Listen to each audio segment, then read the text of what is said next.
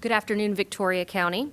I would like to remind you all that KAVU, Kicks, and Magic 95.9 also are live streaming this press briefing as well. For any local information regarding COVID-19, please visit victoriatxoem.org or call our hotline at 361-580-5796. As of today, there are 7 new cases of COVID-19 in Victoria County, totaling 15 in Victoria County. One of the initial confirmed cases later was determined to be found in Goliad County and not in Victoria. So again, our total case count is 15. David will address this further during his segment of the discussion. I want to remind you guys about a direct statement that came from our mayor and our judge, which reads as follows. Our current order to control social gatherings due to a public health emergency will expire this Friday, April 3rd. With that in mind, we have had new orders prepared for over a week now. These new orders are meant to be more definitive and possibly more stringent than the existing order. We have tried to be very diligent in our work in this order to make sure that it's relevant to our community and enforceable with the least amount of ambiguity as possible. Some may see it as a stay-at-home order, but for us, it really is a stay-safe order. We are in the final stages of pulling everything together after working intently with our public health authority, our public health director, city attorneys, the DA, and local law enforcement agencies. This new order will definitely be issued by no later than this Friday, April 3rd, and sooner if the situation demands it. In an effort to socially distance ourselves as much as possible in this press room, we will have speakers come in 2 at a time, just as we did yesterday, and take questions, and then we'll rotate the new speakers in. Up first, we have Dr. McNeil, our Public Health Authority, and David Gonzalez, the Director of Victoria County's Public Health Department, to provide some updates about these latest confirmed cases. Then we'll have Judge Zeller and Mayor McCoy answer any policy-related questions. At this time, I will turn it over to Dr. McNeil. Good afternoon, and thank you all for your attention. As she just said, we do have 7 new cases, and these cases just seem to keep coming in. That is, of course, concerning. We would like these numbers to drop, but they're not dropping, and I'm not sure they're going to drop in the near future.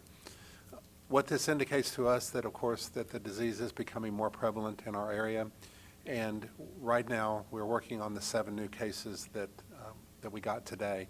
Those 7 cases basically came in mid-morning, and we're confirming them. They've been confirmed as positive, but we still haven't gotten all the answers as far as community transmission. Folks, that's what we're talking about here, is seeing how prevalent this stuff is in the community, or seeing how prevalent this virus is in the community. We'll know that soon. We'll have a lot more answers for you, and then we're going to address the issue of community transmission. Remember, community transmission has been our trigger to initiate further orders, and it looks like we are going in that direction. In my opinion, we are going in that direction. So that's worrisome, but somewhat expected. We always plan for the worst and hope for the best in medicine, and we're hoping for the best here. We will, I promise, as soon as we get this information available, David can give you some more information in a minute as far as the demographics and age and that kind of information on these patients. But to be honest with you, we don't have a lot more data available than just that. So very soon we'll have information as far as where these patients were, and we are currently notifying any close contacts with these patients so that we can keep the community safe. Rest assured, we're working very hard to get this data out as quick as possible because it's important to everyone. So very soon we'll have that. I only have a little to say today, and that is I just want to reiterate the importance of social distancing. That is our way of fighting this disease. There's a lot of work going on. We say this all the time. They're working on vaccines. They're working on treatment. I'm excited that the FDA has allowed use of hydroxychloroquine and azithromycin in the treatment of some of these patients. I can't really see a downside to trying that. That's up to the FDA and the physician treating the patient. But for the most part, it seems to be helping. What I'm getting at is that we are doing everything we can to fight this virus, but we have got to stay away from other people. I drive by and I see some bigger stores and the parking lots are full. There are some stores that I understand that with. H-E-B is doing a wonderful job of keeping people distanced. If you go into a store and you see a bunch of people clumped together, my advice to you is to turn around and walk out. You don't need to be around a bunch of people. It's not only dangerous, but it's irresponsible. So please try your best to avoid crowds, stay away from people, and stay home as much as you can. Really, that's what I want to say. I'll be here for questions in a little bit. David, you want to give us some specifics? Sure. Thank you, Dr. McNeil. Just a couple of points that Dr. McNeil was discussing as far as the increased case counts. Some of that is attributed, obviously, to the increased amount of testing. But again, like you said, we are seeing a more prevalent spread and transmission in the community as well. Right now, just some real quick numbers on the testing. As of a few minutes ago, I got some updated numbers. I know we discussed yesterday, we're approximating about 375 tests have been completed yesterday. So we got a little more exact numbers. We're looking at right at 367 for Victoria County. We've got about 340 negatives back and 15 positives, and then we still have 12 pending. So to give you a good overview of as far as the testing piece goes, and included in that are the tests that we have completed at the collection site. We did 23 tests, more tests there today. So we're up to 58 at that specimen collection site. A little clarification on the case count. Obviously, we had 9 as of yesterday, the 7 today. Should have 16, but we're down to 15 because we identified one of the previous cases, was actually a Goliad County resident. So that was, I believe Goliad County reported that yesterday. So we've taken that patient off our case list. Public Health Service Region 8 out of DSHS will take over investigations and contacts with that individual. So right now, our total case count for Victoria County is 15. A couple press releases have come out, 3 of them actually since yesterday evening, on some low-risk exposure locations. Through the investigation process, there's different stages that are gone through. Obviously, the most important, the most critical in that process is identifying those high-risk contacts in that contact tracing. When they identify those high-risk contacts, those investigators are going to reach out to them directly and contact them and let them know they've been exposed in a close quarters for an extended period of time, and they'll evaluate that case and advise them on the steps they need to take. Once you start going down, the list of possible contacts, they go in classified as medium and low, and that's where you'll see some of the press releases come out because we can't identify every single contact there. We can't identify if someone's in a public place, every person that may have been there that may have come into contact for a short period of time, hence the reason we have the press releases that we do issue after that. Yesterday we did issue a press release regarding low risk for Heaven's Gate Funeral Home as well as Resurrection Cemetery for Friday, March 27th and Saturday, March 28th. We know there's a little mix-up there. We made actually a mistake of having some coordination issues with the facility, so we do apologize on our behalf to them. But they're very cooperative. They understood, and they're working whatever they can do to clean that facility and make sure that's a safe facility to be in.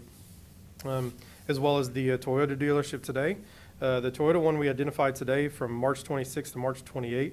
It was actually a little higher risk. It wasn't a high, it was higher than a low, so it's a medium risk. So there's some additional guidelines that we're going to advise for those folks that may have been in that dealership during those times. And finally, the last one we identified today, the low risk, was going to be a Victoria Skate Park for Sunday for March 29th, and that's going to be a low risk exposure on those. Currently, like I mentioned, a lot of these right now are ongoing investigations. So especially today, since we had so many new cases come in, we do have limited capacity as far as investigations goes, and that's kind of what we're running into. So some of the information can take a little longer to get out, but I can assure you, our folks, our epidemiology team is working around the clock to make sure we get those contacts notified as soon as possible. A couple of quick demographics, and I'll wrap it up here. We had a total of these new cases. 6 of them were females, and we had 1 male. Females ranging in the age in the 30s up to the 70s, and then the male case was in his 50s. And there's still ongoing investigations as far as current status of where they're located, and we'll be releasing those out most likely tomorrow when we get some more information on those cases. With that, I think that was all I was going to cover today, and I'll turn it over to Ashley for any questions. Sure. Thank you, David. Thank you, Dr. McNeil. As a reminder, David did just mention that the amount of testing is at 367, and that does include those tested at our specimen collection site here in Victoria. 12 are pending, 340 came back negative, and 15 as of today are reported positive confirmed cases in Victoria County. So at this moment, we will open it up for questions. Do you which, I guess, of the identifiers we have of these patients, which one is now found to be a Gilead? I need to get clarification on that. I want to make sure the case they reported is also the same case that we identified as a Gallia County resident. Okay. So I will get clarification. We'll definitely get back out to you on that. Okay, and is it, did that person not identify themselves as a Goliad County resident, and they came here for a test, or how did that? No, there's some mix-up as far as the addresses. Sometimes in the investigations, there'll be multiple addresses that come up. Okay. So we're getting clarification on the exact address of residence versus one of the possible persons in our investigation in the case. So it was just a mix-up there. Okay, okay, got it. But all the legwork's been done, and the investigations, contacts, all that was completed. Okay. And then, obviously, we probably don't have details on these 7 new cases, but just from the 3 cases from yesterday, and the case, the male in his 30s from March 28th, do we know about source of infection, if those are community-acquired or travel-related cases yet? So, yeah, so going back, some on the updates on those, we were looking at 4 domestic travel, or sorry, 4 travel cases, and then we're looking at 2 suspected community transmission, and there was a number of them still under investigation as far as determining what that point of transmission was. Okay, and for So- us, is travel out of the county, out of the state? Right now, so we're classifying basically as general domestic travel. We're not going, again, it lends to the possible identification of a patient if you say exactly where they traveled, so, Okay, yeah. okay. David, just for clarification, because I'm assuming too, as more and more cases come in, more test results, you guys are having to post more. When it comes to making mistakes for either risk or location, what is kind of a message you'd like to give to the general public about that? So can you clarify a little bit on the making mistakes thing? For instance, when you were mentioning the resurrection. Oh, sure. So the question was as far as what we advise the public on some of the mistake, and ideally what was made yesterday with the funeral home and the resurrection. Yeah, absolutely. That was a matter of there was a communication issue between epidemiology teams and I guess the PIO piece as far as me releasing that press release. We wanted to get it out, that information, as quick as possible to notify the public, and there was a miscommunication where one team thought that those individuals were notified and we realized they weren't. But as soon as we found that out, I reached out directly to that funeral home and profusely apologized for sure for making a mistake. Yeah. That was a location? Yes, correct. None of all that information is accurate. There was a miscommunication on the notification piece. Yeah. Okay, thank you Yep. so much. Absolutely. Any other questions? I have a quick question. Can you kind of explain how, just people are asking, how you differentiate between low and medium risk when it comes to places where people with positive COVID-19 have visited? You want to? We'll both touch on that. Yeah, or you let's wanna- go. You go Okay. first. So a lot of it has to do with prolonged exposure and in what situations. So if Dr. McNeil and I are passing out in public and we may have been in the same store for a few minutes, but we can't say if we're in close contact or dealing with each other, any kind of transactions or any kind of greetings or anything of that nature, we'd be pretty low risk. Now, if we sat together, we talked, we did different handed papers back and forth. That's very generic, I know. I'm trying to think of the right words there. But that would be more medium risk if we have prolonged exposure to each other at that point and in close quarters. That would deem it a little higher risk up to the medium level.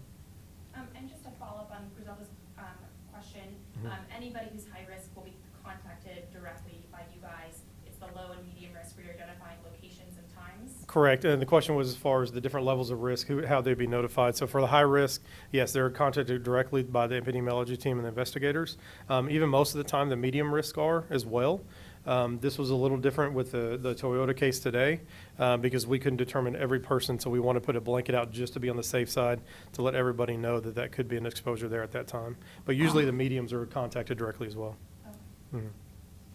And David, is that scale public information on the websites for the scale for low, medium, and high? Yes, it is definitely public information. I think DSHS or CDC may have that. All these things, we don't make those up in Victoria. I mean, they're all nationwide standards, and they're set by the Centers for Disease Control. They have a really nice printout. If you go to CDC and look at that, they will tell you exactly what the criteria for low, medium, and high-risk patients are. And it goes into healthcare workers, it goes into individuals, it goes into family members. It's really quite complex, and all those things are well delineated. Our epidemiology people have all that memorized. David and I have to look it up every time. So, I'm going to do a quick follow-up. As far as, closing these businesses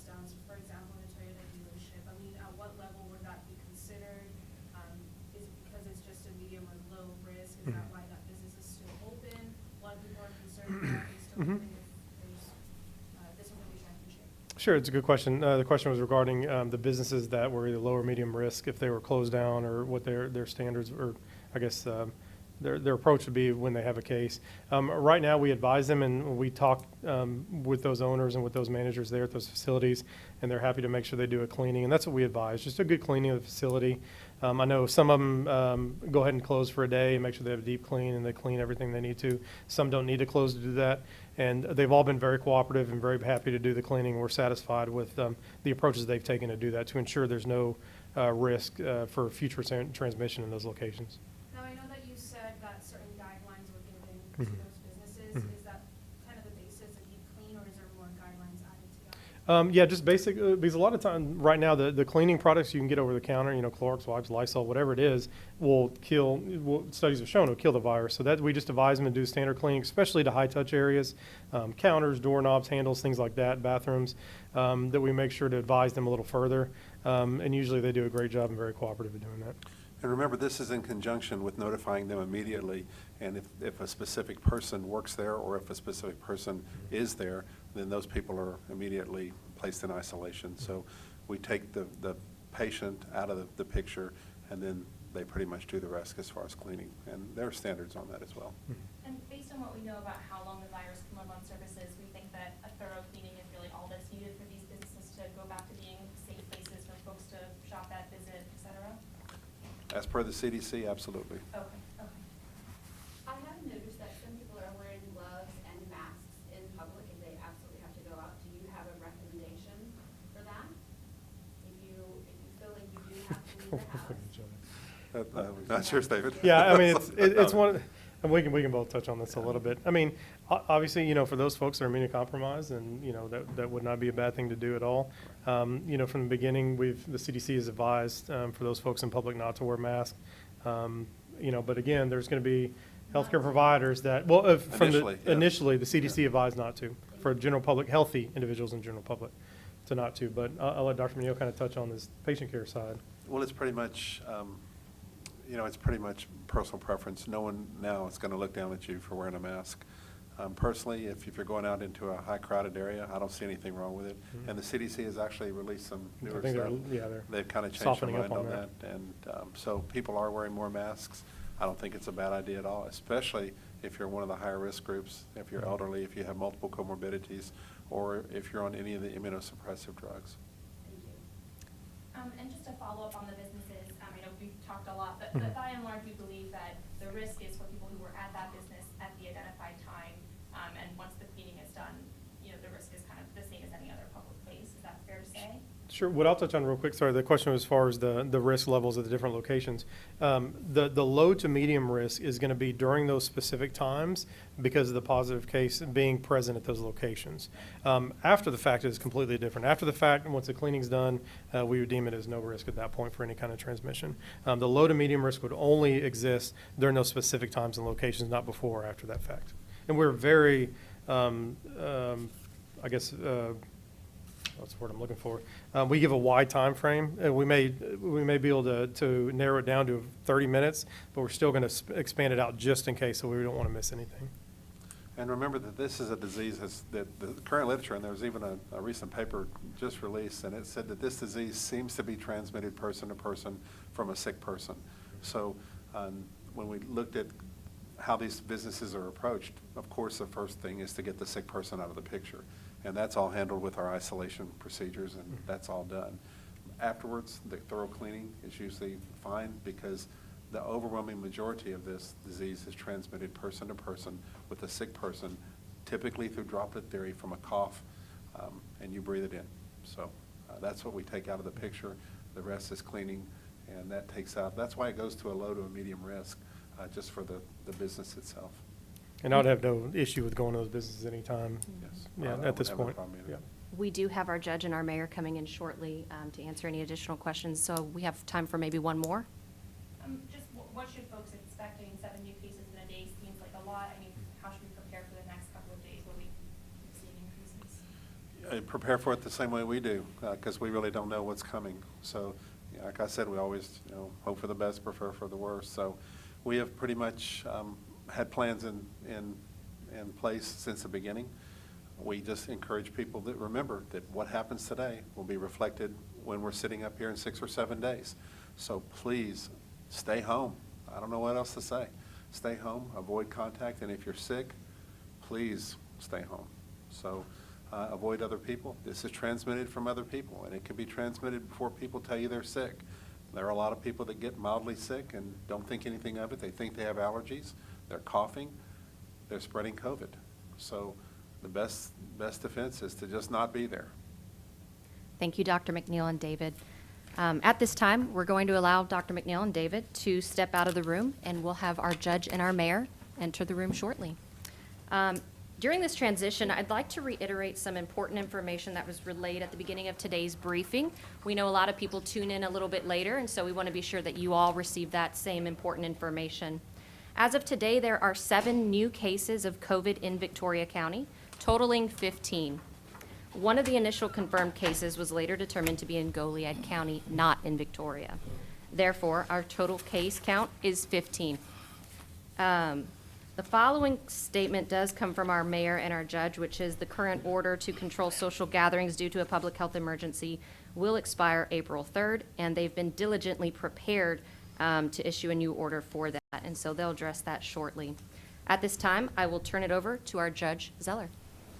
Thank you, Ashley. Good afternoon, ladies and gentlemen. The mayor and I and others had been working most all the day today on revisions to our current order, looking at what we would be putting in place in all likelihood tomorrow.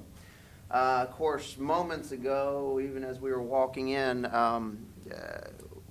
we saw where the governor has implemented a new executive order set to go into place, I believe at midnight tomorrow night, continuing through the entire month of April.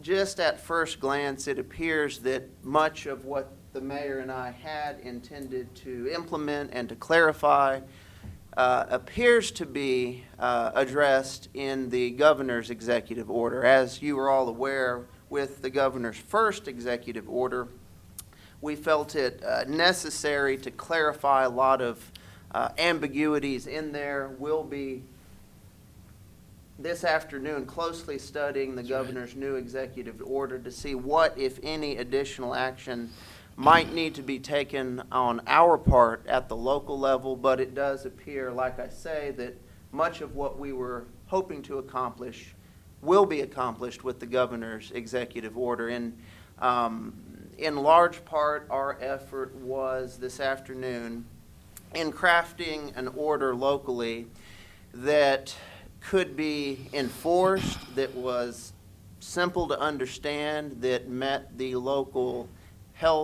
public health needs of the community, which is a very difficult undertaking. I know constantly throughout the day the mayor and I hear from folks who say you ought to just fill in the blank, and then fill in the blank with whatever the suggestion.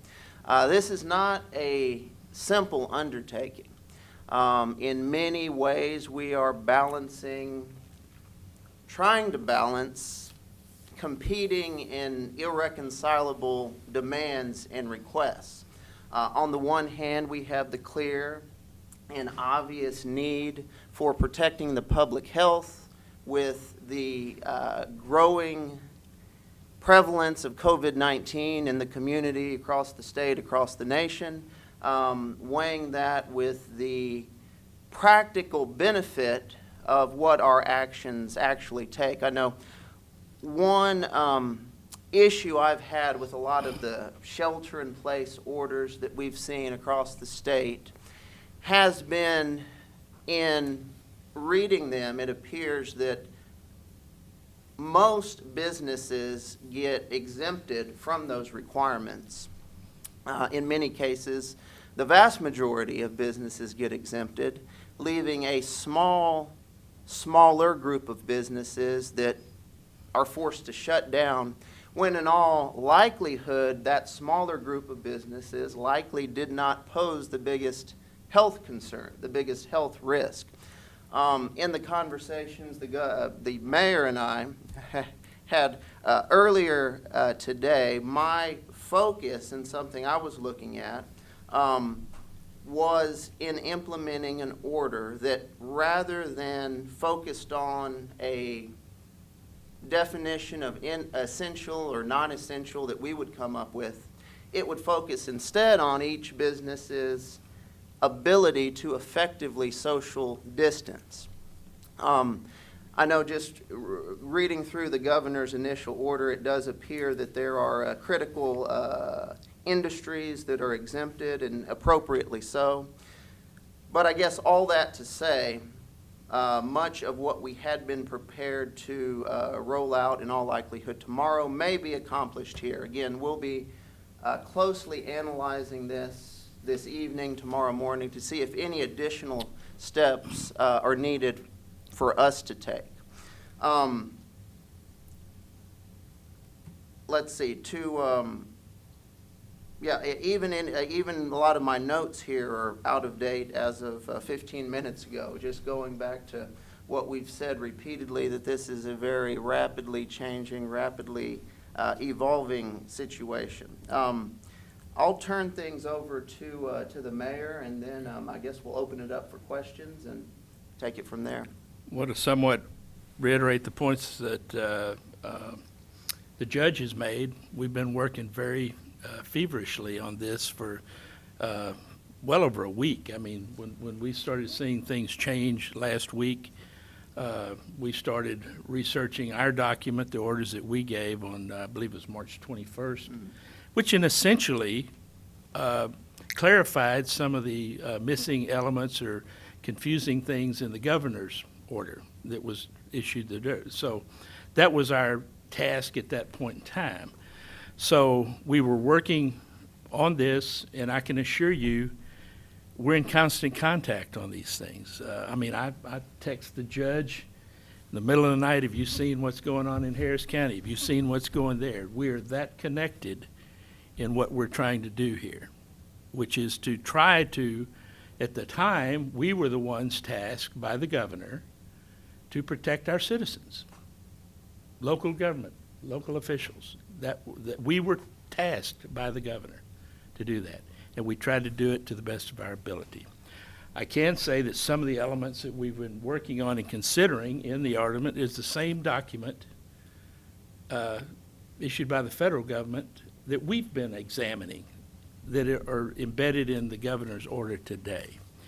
And so I think that we're in a position now. The one thing that I can tell you that seems to be a turning point, and I will just read it to you, and this is one of the things that we're going to have to come to terms with and understand. In the governor's order, he said, I hereby suspend sections 418-1015B and 418-108 of the Texas Government Code, Chapter 81, Subchapter E of the Texas Health and Safety Code, and any other relevant statutes to the extent necessary to ensure that local officials do not impose restrictions inconsistent with this executive order. So the timing is about as good as it could be, because we didn't know that this was coming down the pike until just a little bit ago. So we were right on course to where we needed to be with what we've said we're going to do. And so, but as I read this, we have to be very careful on anything that we adopt or try to clarify, because it cannot be inconsistent with this order, okay? So I think that's a little bit of a game changer in what we've been trying to do. So given that, but once again, I want to again stress all the work that we've been doing, all the discussions that we've had about issuing orders to control people, their activities, social distancing, imposing them, either asking or doing. When what I read in a first cursory review of the governor's order, it still boils down to the fact that it is imperative that we, as individuals, take the responsibility for our own safety in reading these documents and doing what we need to do. I mean, that's the essential element in this, and I stated that pretty bluntly a couple of days ago. So you're still going to be responsible to understand what's in this document and do your level best to protect yourself, given the information that we've provided you.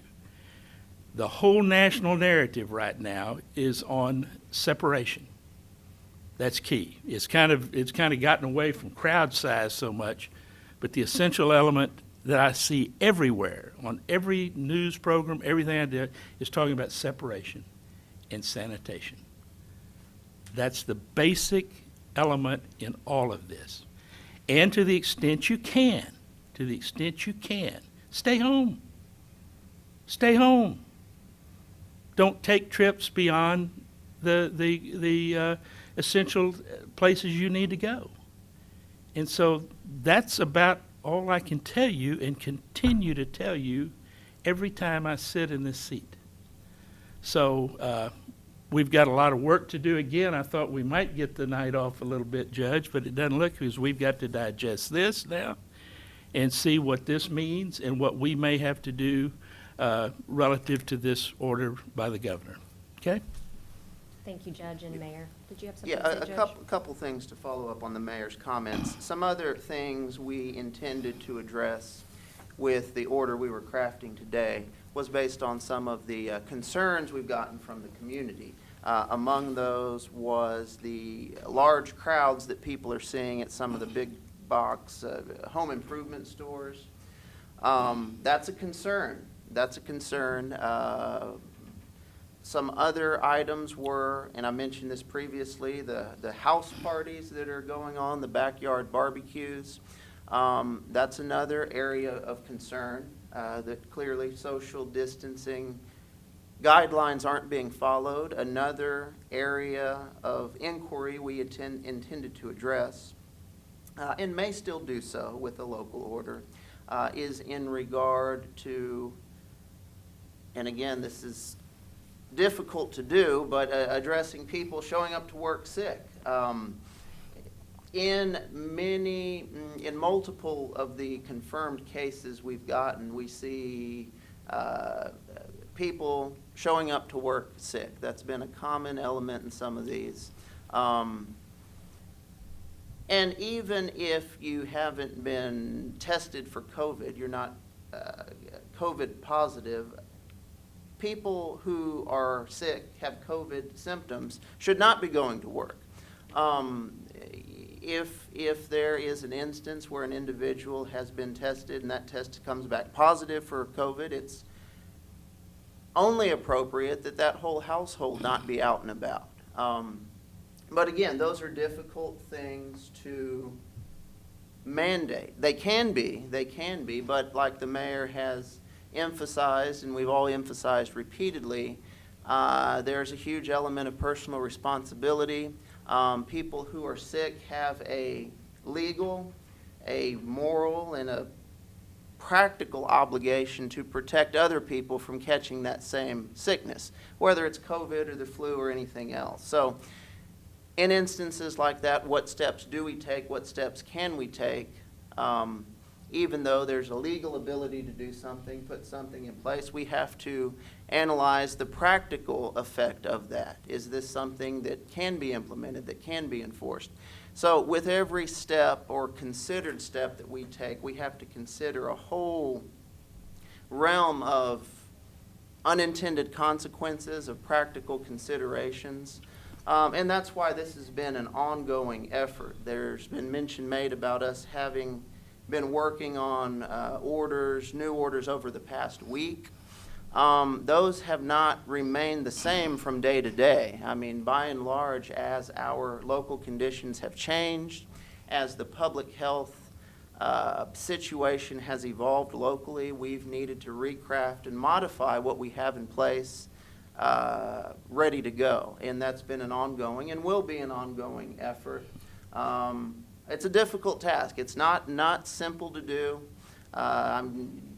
Well, I guess it would be humorous under other circumstances, but you hear lots of folks come up with simple solutions to a lot of this. really not simple, but it's still the task before us, and I think we're up to that challenge. But that just gives you a little bit of the behind-the-scenes effort that we've been putting in related to this. Obviously, a huge part of our consideration and decision-making has been the advice of the folks who were up here previously, Dr. McNeil, David with the Health Department, our epidemiologist, other healthcare professionals. But then we also have to consider and analyze the many other practical implications of the steps that we take. You know, this whole COVID episode, locally, statewide, nationwide, worldwide, is having and will have an enormous effect on people's lives economically, socially. The full impact of that I don't think we're yet aware of. But it will be deep, and it'll be far-reaching, and it'll be a long-lived effect that we see based on that. So while that may not be the top priority, clearly public health and safety is.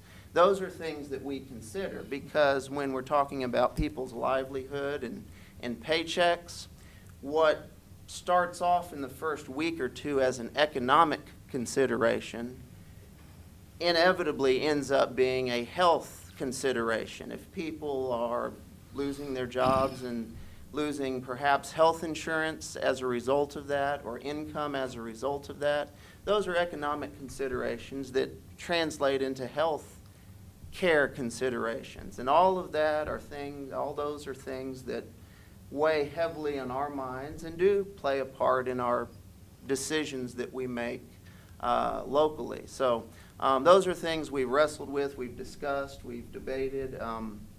I think each step along the way we've been on the right track, making decisions that do, in fact, mirror our local needs and local conditions.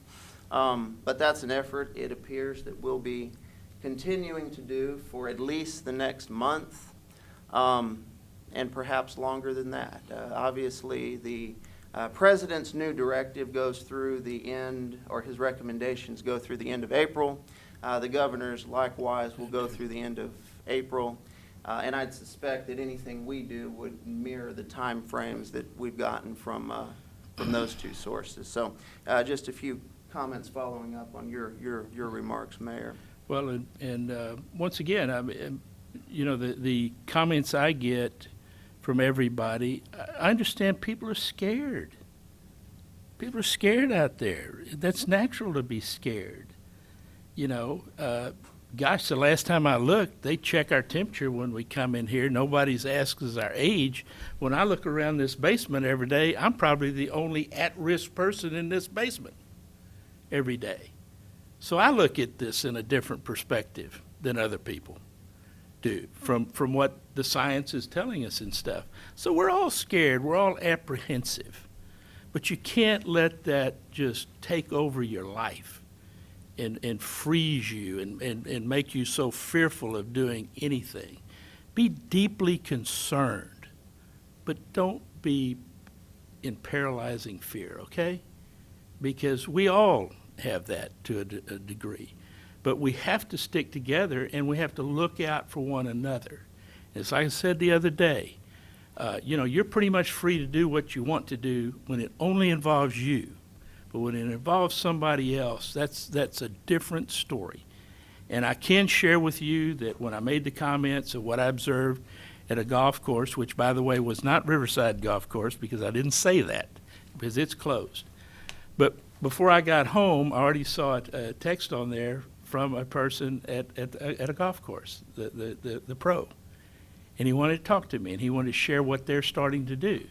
So talking to one another and discussing these things is good, because a lot of people don't know. And that's the purpose of why we come here every day, is to give you as much information we can that we think is vetted and tested by experts, so that we can try to allay some of this anxiety and fear in the community. And that's it. And I do commend everyone here that is getting this message out in the most clear and concise and accurate way that we can do it. That's what we can do as a community, and that's the way that we can take care of one another. And so that's where I am on this. We still have a lot of work to do, and the judge and I are not going to take the day off, I can assure you. Well said. Thank you both very much. At this time, we'll open it up for questions. Obviously, we've only had about an hour to look at this executive order, but are you interpreting this as, you know, if you're not outlined on the essential critical infrastructure workforce, you shouldn't be going to work? I mean, how are you understanding the governor's order? Is that directed to me? To anyone, I mean, I know we've only had. Personally, I'm not going to, I don't want to comment on it because this is, it's fresh off the press, and I want to take the time to actually read it. It would be in your hands by now, too, I would think. Yes. So, to do it. So let's all get our homework assignment tonight. Let's go home tonight, read this in its entirety. We will read it, and then when we're back here tomorrow, let's have a real in-depth discussion of what this means to us. And I think that's the wise thing for all of us to do, because what we need most of all is to not have any improper information in this community. There's enough of that already. So I'm going to take this home and I'm going to study it.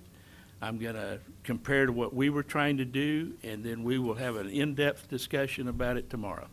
And then regarding your understanding, I'm not sure which one you mentioned, but do you believe that a more restrictive order would not be allowed by the governor's order? Is that how you're? Don't know yet because I haven't read it. I do know what I read to you, that it's going to take away some of the things that we're able to do, that we are not going to be able to issue. How does the order say? Yeah, That do not impose restrictions inconsistent with this executive order. So anything we do, we've got to make sure that we're consistent with this order. Okay? We will get a legal opinion on Yes. that. I know it has been the precedent, the track record, certainly as he's stated, the preference of the governor for communities that do have a local need to take further steps than what he's Right. taken to be able to do so. So further steps may not necessarily be inconsistent, but we'll Right. just need to look at And- that and see what options we have. And clarification may not be inconsistent with the order. Right. But I'm hesitant to put out any inaccurate information at this time. Okay. You both mentioned, and Dr. McNeil also mentioned when he was in here, you know, seeing folks at big box stores, crowds Mhm. there. Are you hoping, again, with the caveat that Mhm. we've had this for an hour, are you hoping the governor's order will address that? Are there things we can do locally to address that? I would think that would probably have to be something we would do locally. I mean, in practice, seeing big box stores do things more like HEB would be helpful, the proactive steps to not only have an appropriate crowd size, but also just the markings on the floor, the 6-foot spacings. Those small steps would be helpful. Certainly in the places that aren't doing them, what's the best way to get that to happen? Could be as simple as calling some of these places and encouraging them to do that. It may be other steps, but being more like HEB would be the simplest way to describe that, I think. Any other questions? Yeah, just briefly, I mean, is there any, you know, there's already evidence of community spread in the county. I mean, should we, obviously, the governor's order has changed things, but Right. should we be taking action now instead of, you know? Well, he's taken action, and it goes into effect tomorrow night. Right, and similarly, we are taking action, have taken action. I know a big part of our future actions will be influenced by the details of some of these new positive cases that came out earlier today. I know a lot of those details are still unknown. They're still doing the research investigations into those, but like we've mentioned before, the details of every confirmed case matter, the specifics of each of those. And it could very well be that we locally take another step, certainly before Friday, perhaps tomorrow. But a lot of that will be based on details that we don't yet have from these newly confirmed cases. Okay, and then just quickly on enforcement, I know for the last order, there was some confusion about whether that order was enforced by state or local officials. Do we know kind of what the protocol is going forward? The governor's executive order you're referring to? Yes, the governor's last executive order and then the new one coming out can be enforced, and as a practical matter, would only be enforced by local officials. Legally, the state resources, law enforcement agencies can enforce those, but they're not present here in Victoria. Your local police department is, your local sheriff's office is, and they would, as a practical matter, be the ones enforcing those, and it would be with the same enforcement, I guess, penalty, if you want to call it that. So that would be local law enforcement. And I think the judge and I, we've been talking with our public information officers, we've been talking with our law enforcement officials, even under any order. You know, I think it's our job to help people understand what all of this means. So even if we issue no more orders, you know, we need to be up here helping our community understand what all this means. And I think that, and I would only hope that when we reach out to some of these stores and stuff that we have issues with, that they would welcome us to approach and say, hey, you ought to be doing this, you know, and explaining the intent of what these orders are. So it goes beyond just signing something telling you what to do. We have an obligation to do what we can to explain these things to our community so that we can work together, because we're in this together. And I hope and I have faith that people will heed these warnings if they're explained to them, because I have seen evidence of that already. When I've had friends in the restaurant business, the minute we went to that deal, they were constantly calling now, do you think, what if I did this? What if I did that? So people want to comply. People want to comply. I think the majority of people want to comply. The ones that we have to be careful about are those that just take it upon themselves to just, you know, defy anything. And they're the ones that we need to make sure that the message gets to them maybe in another way, okay? Is there anything in this order now, even though we've only had it for an hour, that would implicate that there was any type of emergency or health emergency for us by waiting the 24 hours to visit again? And would you guys, if you saw anything that came up, would there be any opportunity for you guys maybe to meet again this evening? So you're saying due to the fact the governor's new executive order doesn't go into effect until midnight tomorrow night, does that leave a window of time in which We could have any health concerns or issues? You know, I don't think so. I don't think so. As a practical matter, I mean, a lot of, whether it's the governor's new executive order or the old one or our local one or CDC best advice, people by and large, I think, are taking this seriously. Certainly there's the exception to that who are behaving foolishly, but I think most people are taking it seriously, staying home if they can. So personally, I don't feel like the fact that it goes into effect tomorrow night leaves a window in which we're in greater peril than we would be otherwise. And remember, Dr. McNeil has been saying every day, we're going to have more cases. Right. He And has been stating every day it's Yeah. on the upward deal. So this is not, it's disappointing, but it's certainly not surprising, okay? Indeed, and, you know, one of our efforts, too, is trying to determine if these new cases are just a mere function of doing a whole lot more tests, or if that's indicative of rapidly spreading cases in the community. Obviously, we've known that as more tests are done, we'll get more positives, and we'll continue seeing that, but it's trying to distinguish how much of the story is told by the new tests we're doing and how much is told. I mean, is this really indicative of wider community spread? So that's something we rely a lot of on their feedback to understand. We have time for maybe one or two more questions.